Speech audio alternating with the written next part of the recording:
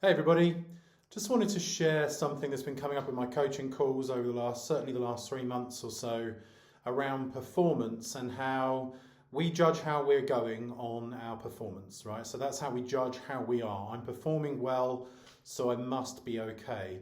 But one of the questions we do as a check-in in the coaching calls is, what's your energy level right now?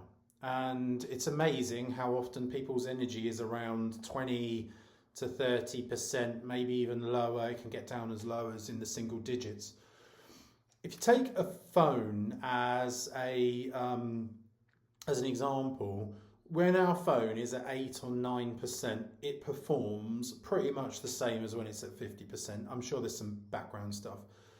That's kind of how personal energy works, as far as I can see and what I can see in my clients.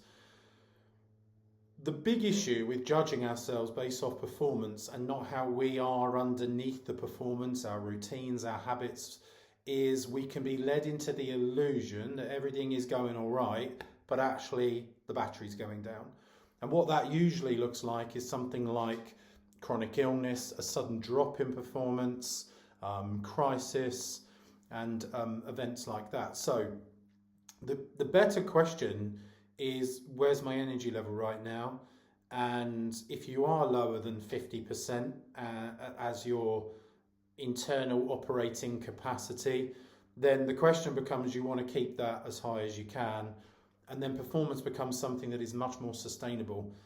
Performance that is backed by low energy, but is one moment away from dropping off a cliff. And a lot of people with underlying anxiety issues kind of know that. So it's just a simple way of looking at performance, which means we can make it more sustainable.